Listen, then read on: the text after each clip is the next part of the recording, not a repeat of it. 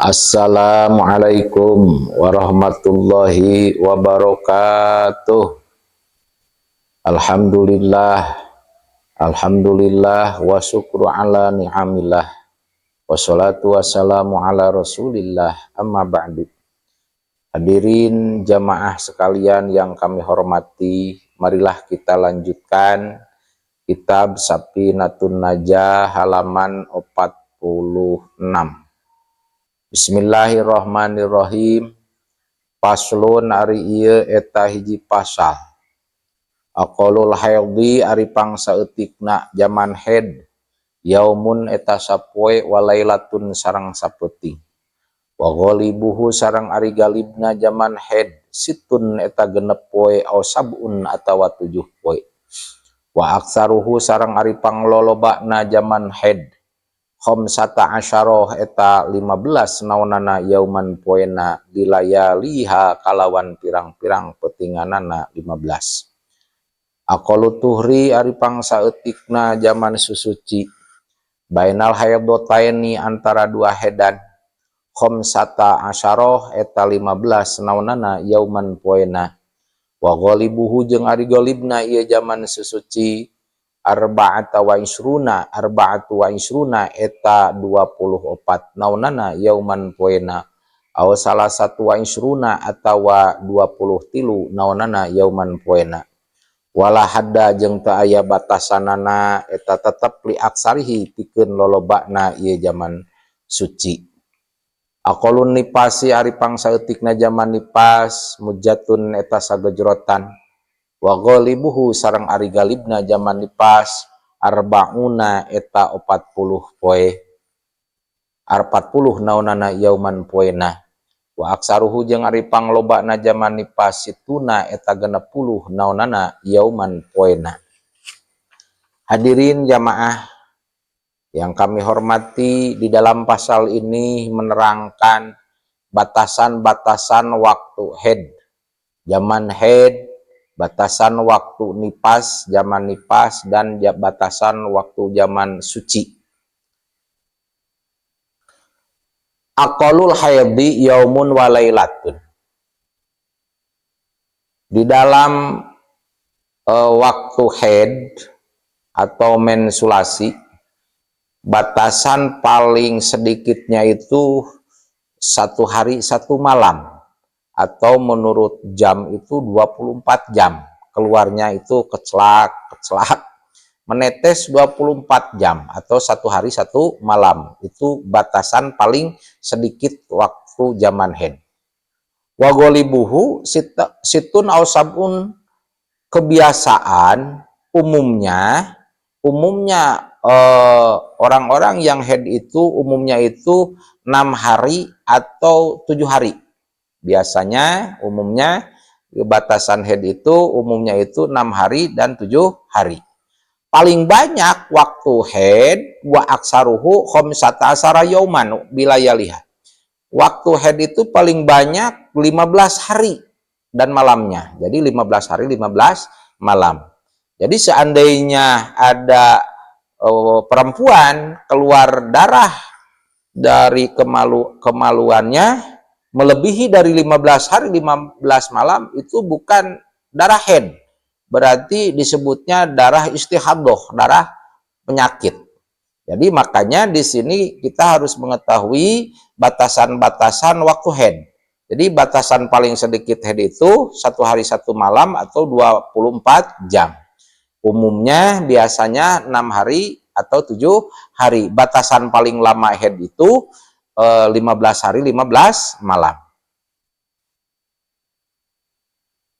Batasan suci aqallu tuhri, paling sedikitnya waktu suci itu di dalam 2 kali haid, di dalam 2 kali waktu haid itu batasan paling sedikitnya itu waktu suci itu minimal batasannya itu 15 hari. Jadi 15 hari umumnya atau galibnya biasanya. Kalau yang suci itu tergantung bagaimana headnya. Kalau biasanya headnya 6 hari, berarti sucinya biasanya 24 hari. Ya, kalau biasanya headnya 7 hari, berarti biasanya sucinya itu 23 hari, tergantung kebiasaan headnya. Makanya kebiasaan atau galibnya itu suci itu antara 23 hari dan 24 hari.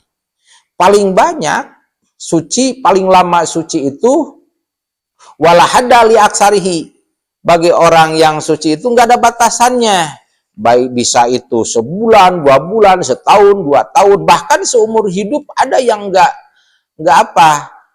ada yang head.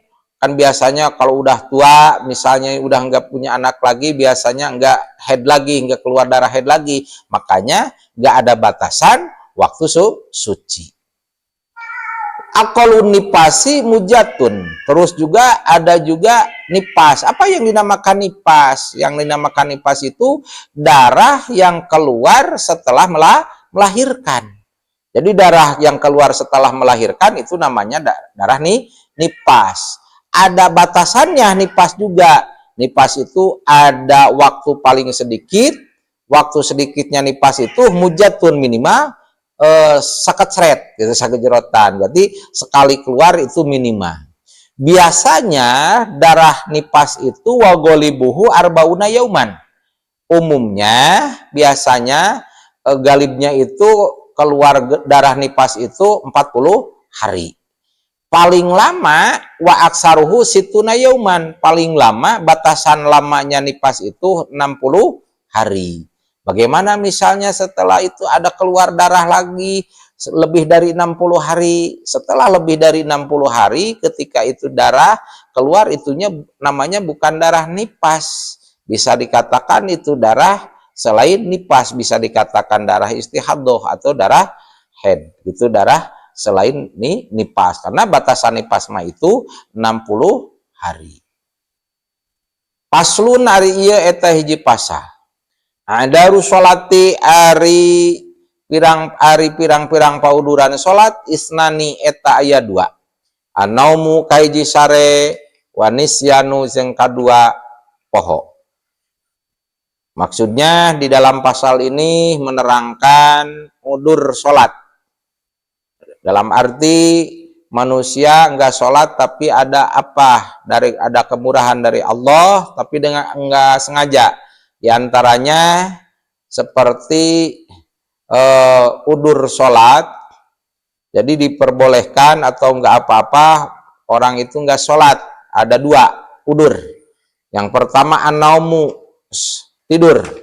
Jadi orang tidur itu enggak kehitoban Allah. Contoh seperti Ashabul Kahfi, berapa ratus tahun dia tidur di guha, enggak bangun-bangun. Selagi dia tidur, karena dia enggak ingat, yang namanya tidur itu ruhul yakdohnya keluar, berarti nggak kena hitob. Makanya orang yang tidur itu termasuk udur sholat. Jadi nggak apa-apa sholat, tapi dengan catatan selama tidur itu nggak bangun-bangun. Tapi kalau kita tidur terus kita bangun sebentar, ingat sebentar, itu jadi kehitoban, jadi wajib sholat. Jadi yang ke-1 tidur, pauduran sholat itu. Yang kedua nisyanu, lupa. Jadi lupa itu ya udur sholat. Orang lupa, dikiranya udah sholat padahal belum. Misalnya orang terlalu kesibukan, misalnya biasanya sholat awal waktu, terus ada kesibukan nggak sholat awal waktu, merasa dirinya udah sholat, ingat-ingat udah adzan, ternyata saya tadi nggak sholat lohor. Nah, karena lupa, itu termasuk udur sholat. Paslun ari ieu eta hiji pasal. Surutus sholati ari ieu pirang-pirang syaratna salat sama niatun eta aya 8. Toharatul hadasaini kahiji suci tina hadas 2. Wa toharatu sareng suci ani najasati tina pirang-pirang najis pisaubi dina pakaian. Wal badani sareng dina badan, wal makani sareng dina tempat, wasatrul aurati sareng nutupan aurat, wasatrul aurati sarang nutupan aurat, wastiqbalul kiblati sarang madep ka kiblat, wadukhulul wakti sarang asup waktu, wal ilmu sarang nyaho bipardiatiha kana kaparduan salat, wa alla ya taqida jeung teu meunang nekadkeun jalma pardon kana pardu min purudiha tina pirang-pirang paduna salat, sunatan ditekadkeun kana sunat. wajtinabul mubtilati jeung ngajauhan pirang-pirang nu ngabatalkeun kana salat. Maksudnya di dalam pasal ini akan menerangkan syarat sahnya salat, baik itu syarat sah salat wajib ataupun syarat sah salat sunat. Syarat sah salat itu di dalam kitab Sapinah itu ada 8. Yang pertama toharatul hadasaini. Syarat pertama harus suci dalam hadas 2. Maksud hadas 2 itu hadas kecil dan hadas besar. Apa yang dinamakan hadas kecil? Hadas kecil adalah sesuatu yang mewajibkan ke wudu. Jadi sesuatu yang mewajibkan wudu. Nah, itu hadas kecil. Apa yang dinamakan hadas besar? Sesuatu yang mewajibkan adus. Jadi syarat sah salat itu harus suci di dalam hadas 2, hadas kecil dan hadas gede. Satu, tah. Yang kedua, syarat sah salat yang kedua itu adalah wat toharatu anin najasati pisaubi wal badani wal makani. Harus suci dari najis apapun harus bersih, harus suci. Baik itu di pakaian atau badan ataupun tempat itu harus suci.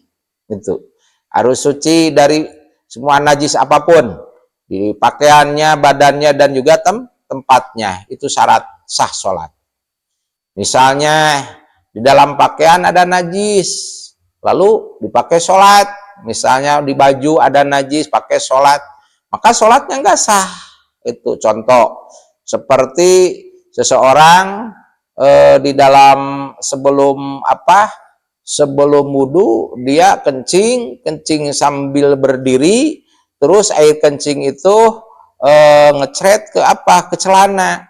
Nah, terus wudu, terus sholat, celana itu kena najis kencing dia sendiri, terus sholatnya pakai celana yang ada kencing tadi, ada keceretan air kencing tadi, maka sholatnya nggak sah. Kenapa sholatnya nggak sah? Karena sholatnya membawa najis. Wal badani, ya, begitu juga sholat harus suci dari najis di dalam badan. Jadi badan kita itu semuanya harus suci, jangan ada najis. Misalnya kita sebelum sholat, sebelum wudhu, misalnya habis bekerja memikul najis, misalnya memikul kotoran itu. Nah, lalu kita nggak mandi, misalnya di kepala ada najis di kepala, terus kita hanya wudhu, nggak membersihkan dulu, nggak mensucikan dulu badan kita, tubuh kita dari najis. Nah, hanya wudhu. Sementara wudhu kan badan-badan anggota wudhu yang kita sucikan, sementara kepala enggak, misalnya masih ada najis, terus kita sholat, berarti sholatnya enggak sah. Kenapa enggak sah? Karena sholatnya membawa najis di badan. Begitu juga di tempat sholat kita harus suci dari najis. Misalnya sajadah yang kita sholat, di atas sajadah itu, sajadahnya itu harus suci dari najis. Sekali lagi, syarat sah sholat itu ada 8. Yang ke-1 suci dari 2 hadas kecil dan hadas gede. Yang kedua harus suci dari pirang-pirang najis, harus suci dari najis apapun, baik itu di pakaian, di badan ataupun di tempatnya. Yang ketiga, wasatrul aurati, harus menutup aurat antara laki-laki. Kalau aurat laki-laki baina surati warukbah, antara bujal dan tuur, ya, antara bujal dan tuur itu Sunda nama antara bujal jeung tuur itu kudu katutupan aurat. Kalau perempuan, auratnya perempuan semua anggota badan kecuali telapak tangan dan wajah. Tapi batasan wajah, mohon maaf, batasan wajah untuk perempuan, batasan wajah itu dari atas awal tungtungnya rambut, jadi dari pinggir ini, dari bawah 2 gado. Tapi gado ini juga harus ketutup, mohon maaf. Jadi jangan disamakan kita berjilbab. Mohon maaf, kalau perempuan pakai mukena gini, sedangkan ini termasuk batasan wajah. Kalau misalnya perempuan sholatnya gini, berarti ini auratnya nggak ketutup. Diusahakan supaya sempurna di dalam usul fikih malayatimul wujub bila bihi fahuwa wajibun. Tidak akan sempurna menutupi aurat, ini batasan auratnya harus ketutup, maka nutupi batasan auratnya itu hukumnya jadi wajib. Maka nggak cukup gini, diusahakan ini batasan auratnya itu harus ketutup, diusahakan gini. Jadi ininya ketutup nih bagi perempuan. Itu mohon maaf. Itu.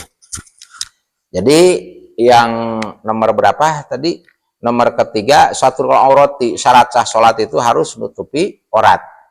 Yang keempat, wastiqbalul kiblati, madhab kiblat, yaitu menghadap kiblat. Menghadap kiblat, kalau misalkan kalau kitanya di Masjidil Haram, itu harus yakin, kelihatan. Tapi kalau kita di Indonesia jauh, itu cukup don. Di tempat yang jauh itu sangkaan. Dengan apa? Dengan sodri, dada kita. Jangan robah. Contoh misalnya, Allahu Akbar. Begitu Allahu Akbar, ini dada kita jangan goyang. Kalau goyang gini, berarti robah arah kiblat. Dari awal sampai akhir, jangan sampai robah arah kiblat, dada kita jangan goyang. Wastiqbalul kiblati. Itu nomor 4. Nomor 5-nya wadukhulul wakti. Syarat sah sholat itu yang kelima harus masuk waktu. Harus tahu, udah yakin, udah masuk waktu. Misalnya adzan sholat duhur biasanya jam 12. Jadi sebelum jam 12, jangan dulu sholat. Harus yakin dulu, harus yakin udah masuk waktu. Terus yang ke-6, wal ilmu bipardiyatiha. Syarat sah sholat yang ke-6-nya adalah mengetahui pardu-pardunya sholat. Rukun sholat tahu. Dari mulai takbiratul ihram, berdirinya, baca fatihahnya itu harus mengetahui. Pardunya sholat itu ada 17 dalam kitab Sapinah. Kita harus tahu itu pardu-pardunya sholat. Makanya syarat sah nomor ke-6-nya wal ilmu bipardiyatiha, harus mengetahui pardunya sholat. Lalu yang ke-7 wa alla ya'taqida fardon min furudiha sunatan. Yang ke-7 syarat sah sholat yang ke-7 jangan menekadkan itu salah satu pardu dari pardunya sholat, dari rukun sholat ditekadkan sunat. Jangan punya itikad bahwa ini salah satu pardu ditekadkan ini sunat, nggak boleh.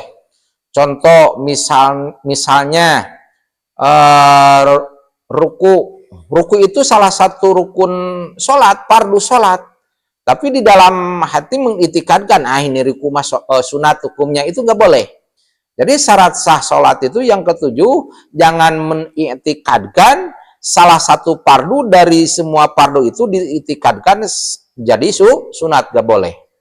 Yang ke-8, syarat sah sholat yang ke-8, wajtinabul mubtilati, menjauhi apa-apa yang membatalkan sholat. Jadi apapun yang membatalkan sholat harus dijauhi. Contoh misalnya, waktu sholat jangan ngobrol, jangan bicara, walaupun bicara satu kalimat, walaupun satu huruf atau 2 huruf, nggak boleh. Itu. Jadi harus menjauhi yang membatalkan sholat. Jadi kesimpulan, syarat sah sholat itu ada 8. 1, yang ke-1 yaitu harus suci dari hadas 2, hadas kecil dan hadas gede. Yang kedua, suci dari najis apapun di dalam pakaian, badan, dan tempat. Yang ketiga, harus nutupi aurat. Yang keempat, harus menghadap kiblat. Yang kelima, harus masuk waktu. Yang keenam, mengetahui fardunya sholat. Yang ketujuh, jangan mengitikadkan satu fardu dari semua fardu sholat diitikadkan jadi sunat. Yang kedelapan, harus menjauhi yang membatalkan sholat. Sekian, mudah-mudahan ada manfaatnya, khusus bagi saya yang menyampaikannya, umumnya bagi hadirin yang mendengarkannya. Wallahul muwaffiq ila aqwamit thoriq. Assalamualaikum warahmatullahi wabarakatuh.